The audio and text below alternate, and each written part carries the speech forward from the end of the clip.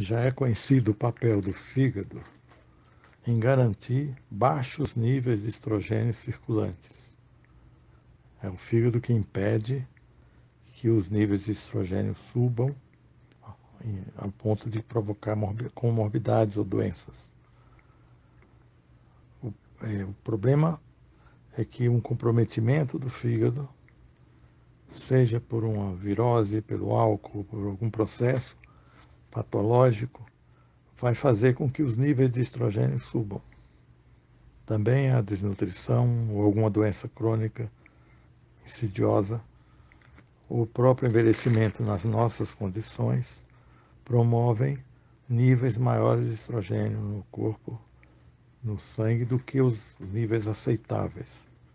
O resultado tem vários resultados negativos. Um dos resultados é o aumento da produção de cortisol, que é uma molécula altamente destrutiva quando circula cronicamente em níveis altos.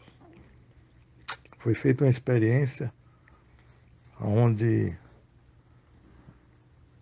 com hamsters, onde foi colocado no seu sistema, no seu corpo, um determinado nível de estrogênio. Foi injetado. O resultado observado foi que as glândulas suprarrenais cresceram, incharam.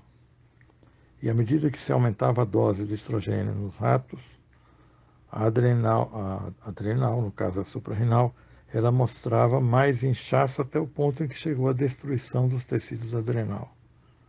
Enquanto isso, a produção de cortisol escalava, chegava a níveis altamente destrutivos. É conhecido já o efeito do cortisol como imunossupressor e também como um bloqueador da tireoide.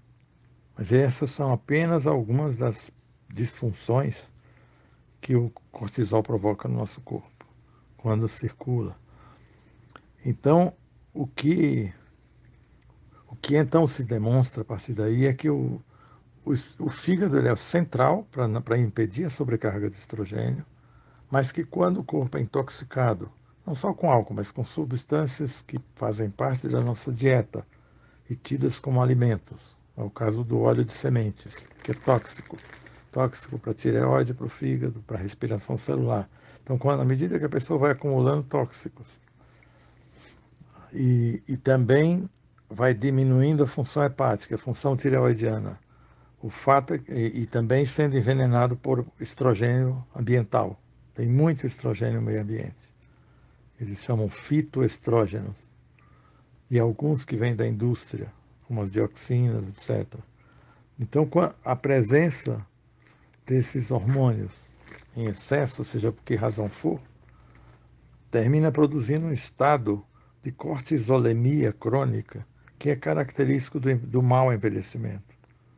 Então, é uma escadinha. À medida que o estrogênio suba no envelhecimento do homem ou da mulher, com o passar das décadas, também vai subir necessariamente o cortisol. E será o cortisol que vai produzir vários dos chamados sinais de envelhecimento. Já se sabe que o cortisol provoca uma destruição da pele, literalmente. A pele se torna mais frágil, mais fina, e aí aparecem muitas manchas vinculadas ao cortisol associado aos óleos insaturados. Então, de toda maneira, essa cascata ou essa relação entre esses dois hormônios, a partir de que um cresça, o outro também cresce, ela deveria ser levada em conta na medicina dominante para entender e decifrar o processo do mau envelhecimento. Naturalmente, isso não ocorre. Naturalmente, não. Obviamente, no nosso meio, essa relação entre os hormônios, uma relação que seria uma chave terapêutica, uma chave de criatividade nos protocolos para tratamento de doenças, e especialmente de doenças crônicas, é deixada de lado. Não existe essa.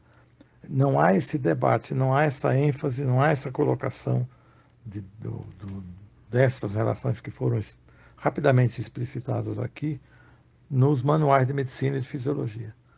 Sabe-se que esses hormônios existem, mas não se leva em conta, do ponto de vista metodológico e fisiológico, o quanto deixar que o estrogênio suba de nível no corpo leva a uma cortisolemia, uma cortisolização da pessoa e a uma série de efeitos que depois são atribuídos ao envelhecimento natural, que na verdade são fruto do mau envelhecimento e que a medicina poderia organizar contra tendências terapêuticas para baixar os dois hormônios do estresse, tanto o estrogênio quanto o cortisol.